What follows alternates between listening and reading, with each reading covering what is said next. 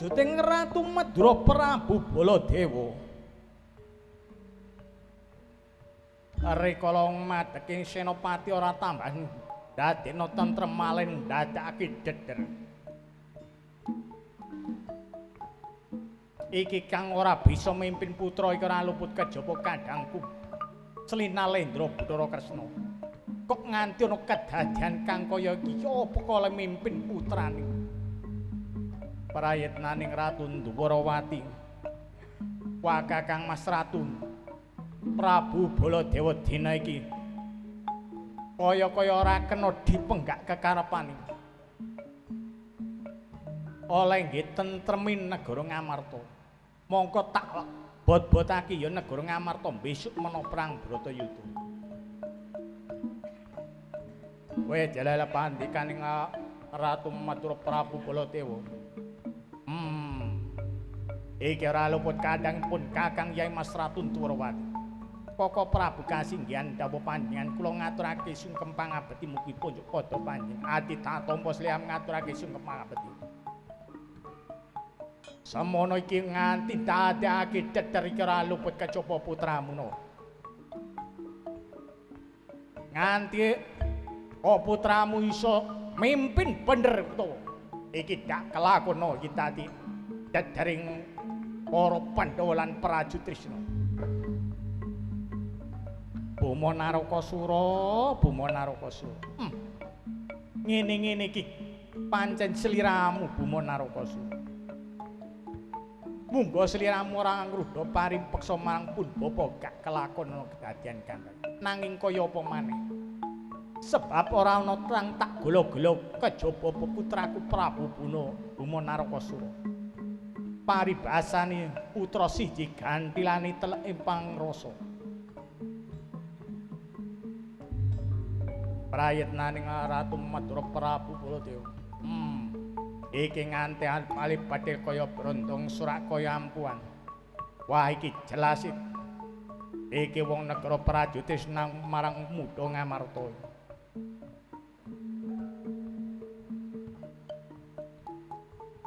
Ron-ronan datan basa mirata datan loma ampang.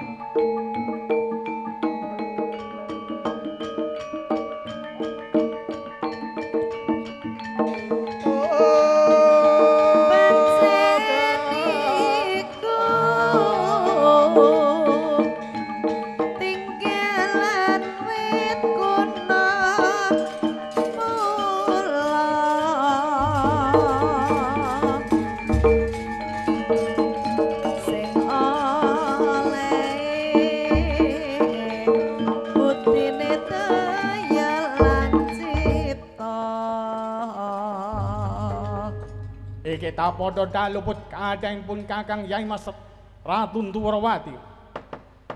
Koko Prabu Kasinggihan dawuh panjenengan. Semene lelakonku aku digawe malu putra. Ngene-ngene iki sliramu Kang dak bisa mimpin putramu. Koko Prabu senaos ingkang rayu nggih mboten ngaten Koko Prabu. Ndak kaya apa buktine sliramu iki nganti bomon dadekno dedhere para kawula. Iki apa saking pintermu sliramu mimpin putra. Koko Prabu kula tansah mangestake dawuh panjenengan kok. Aja kok ngestokake ae no dipikir dhisik. Iki bener apa salah lek kaya Buma Kating Leren Gancana Senopati. Iki ngantani tengara bedhe kaya brontong surak kaya ampuan. Iki jelas mudha Ngamarta karo prajurit Trisna. Lho, lah iku rupane sapa kang kuwi lho?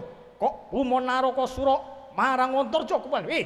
Buma marang Antarja bisa iki pun kabis ngentati sliramu.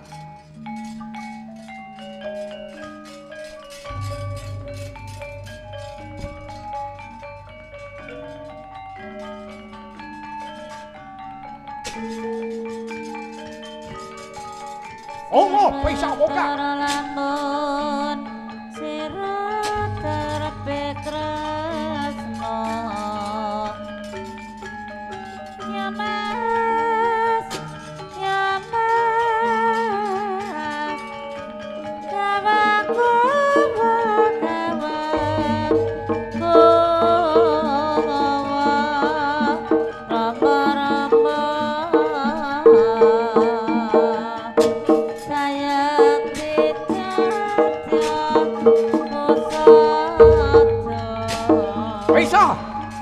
Bisa apa enggak ya?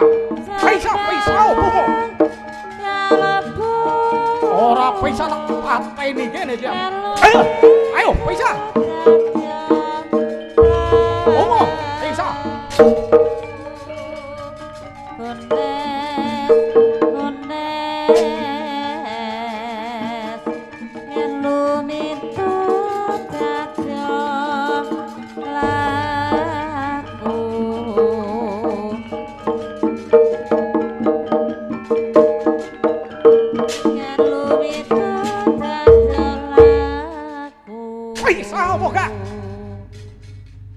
Bisa apa gak?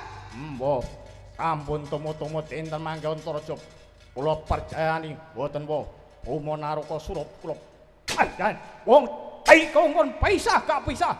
Ai kongkon pisah dak pisah. Otak pawateni karo seliram. Ayo pisah. Wong kongkon pisah kate. Paten-patenan mundur Antaraja. Cek parat. Wong kongkon pisah kok. Empun tumut-tumut. Uma. Wa kasinggihan dawuh panjenengan ingkang Putrawa. Sapa kang salah iki, Mang? Kok nganti sliramu dadar marang Antaraja. Ingkang kagungan lepat kala wau mboten sanes Yayi Antaraja. Dadi Antaraja sing salah, Mang. Antaraja, wa kasinggihan dawuh panjenengan. Sliramu kang salah, Mang. Boten, Mbah. Ingkang salah kala wau Kakang Mas Prabu Buma Narukasura. Uma wong sliramu ngene kang salah. Boten, Mbah. Ingkang kagungan lepat menika boten sanes Yayi Antaraja. Mbah, kelut to sliramu. Ditakon iki kang salah, kene kang salah. Ditakon kene salah, kene kang salah. Geger wis. Ayo tak du.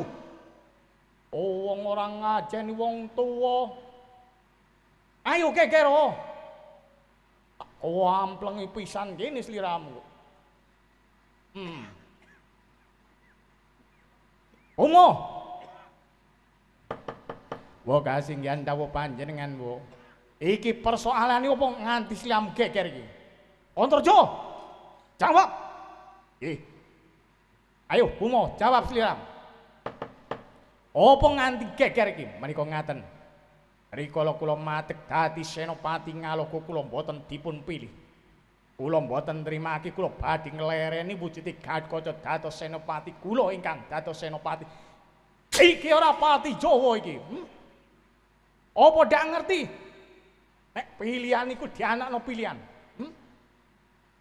Kang menang ojo bungah kang kalah ojo susah.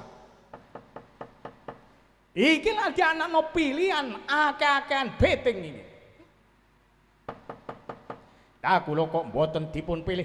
Sing ndak milih sliramu iku sapa, Buma? Ning akeh kang milih Gatkaca. Bitinge iki akeh Gatkaca karangan sliramu. Lah wong sliramu ora dadekno senopati melok adek-adekan gak dadi kok gawe rusuh. Kawula negara Ngamarta. Apa gawe pintermu dhewe sliramu? Wah mboten wa. Manika Gatkaca angsa kula perjayani mboten angsa kula leren. Kula ingkang dados senopati sampun cacak kok. Gatkaca ingkang belani kemawon kula paten ora pati Jawa sing keparati.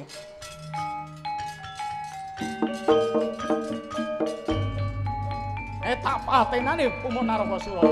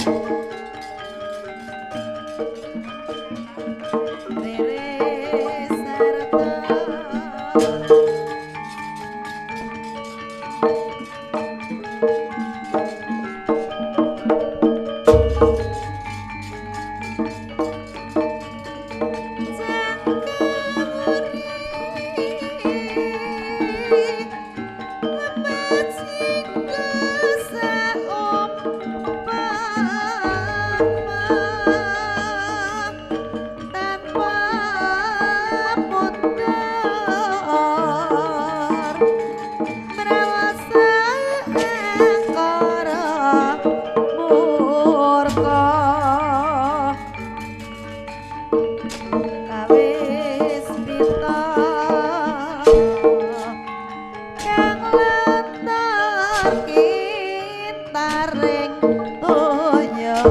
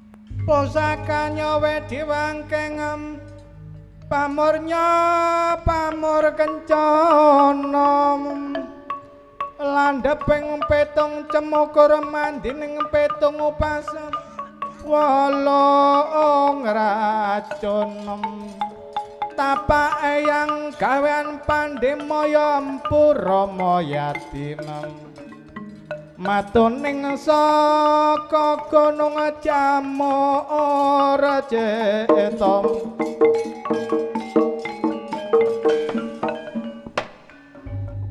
ora ngajar keparat umonaraka suralane nempeling dinemeni isi keparat punapa danawa Citewa Ratu Madura Prabu Baladewa pelani Gatotkaca tak tugel gulum wis ora ana napa pangunen-unen wong Dijata Suta dibanting uga ketapaan pusaka apa kang tak cangking kelek-kelek kok sungkel supiti sanjang Bathara Kala aku iku maringi marga antaka Dursikala lunga apa picuk paningalmu ora luput kang tak gawa pusaka Kaki Lenggala iki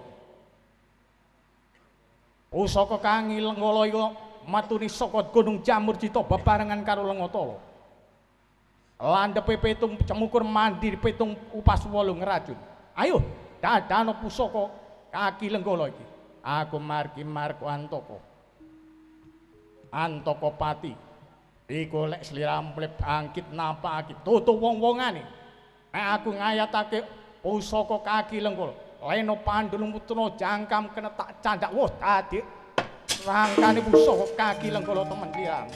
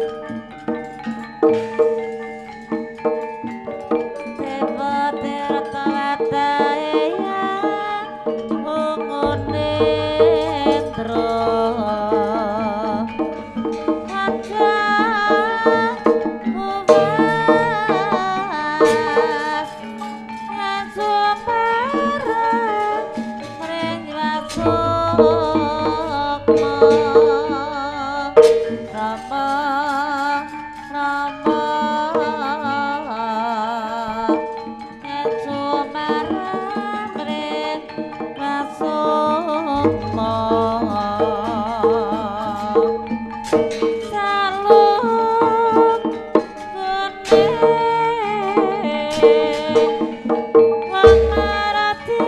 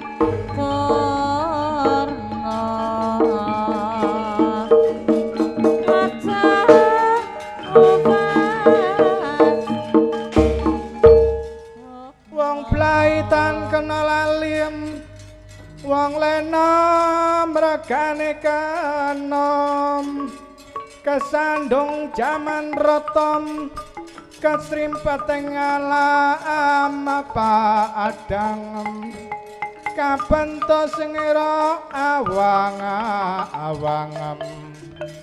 kabentos nyo awang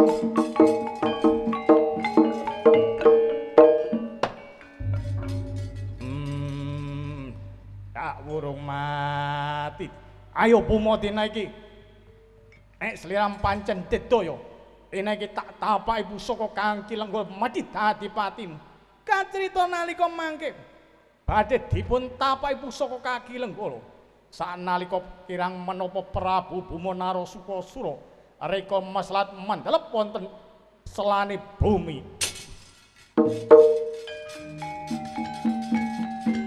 Ayo, Bumo dadi patimu temen Kliang.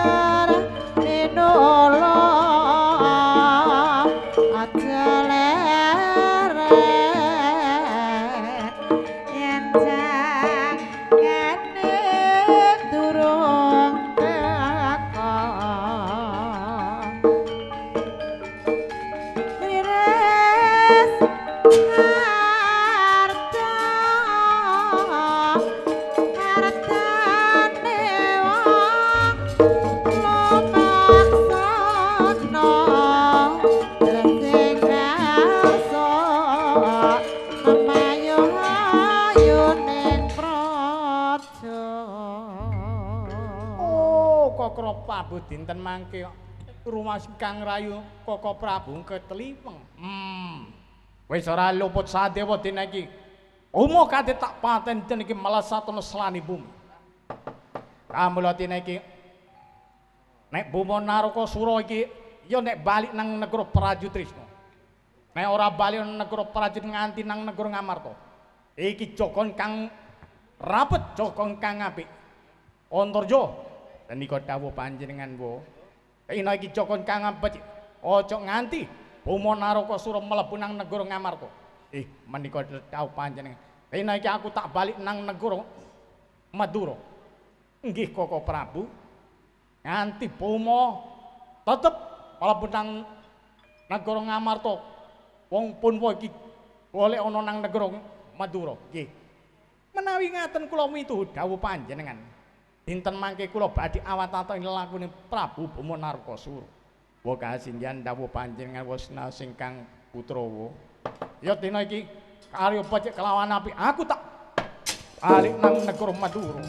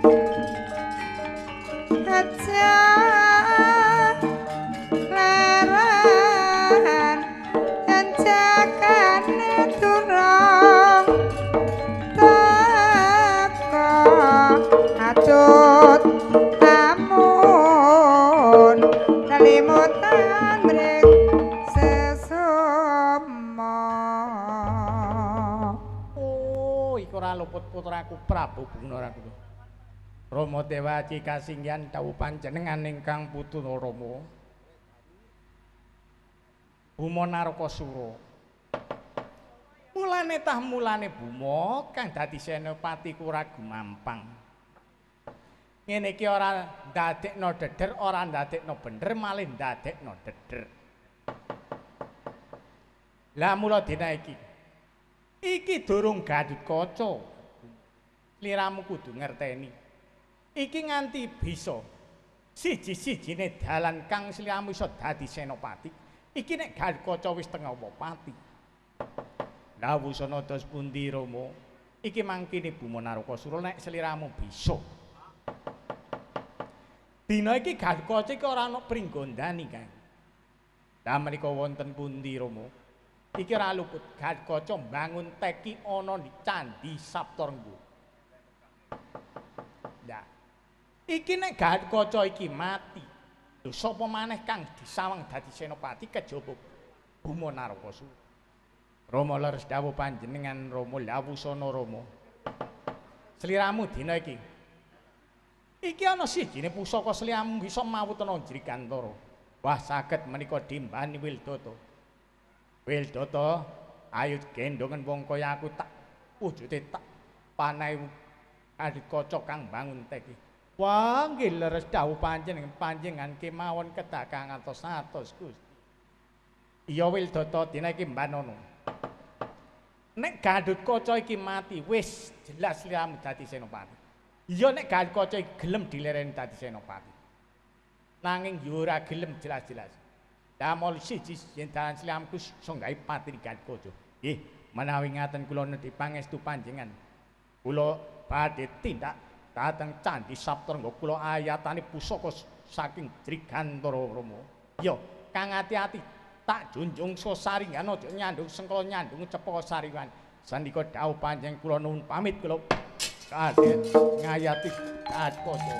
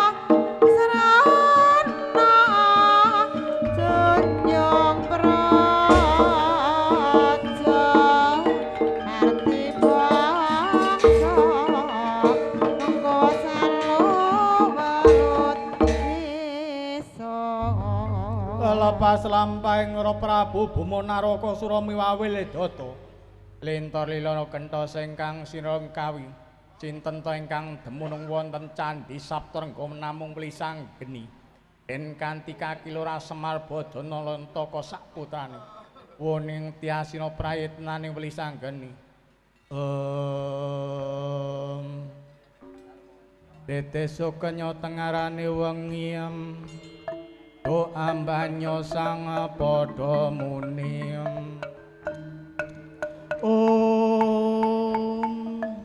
campur suara nyom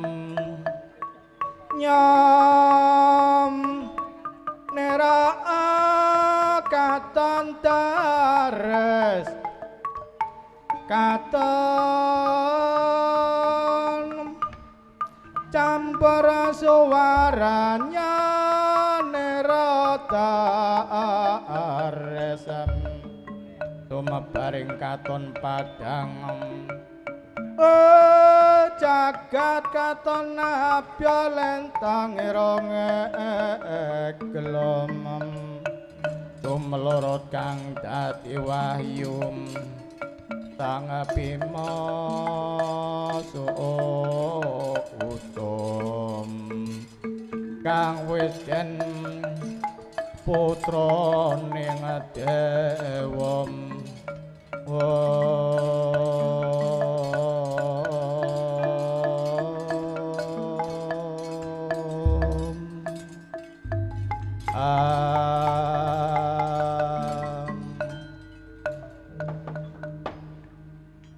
kacrita nalika mangking Wlisang Geni wujite njagi pertapaning Kaki Prabu Gathotkaca woning tiasira karawan ingkang abdi Kaki Lurah Semar garing karupituk tindak ira ngantos kesandung-sandunga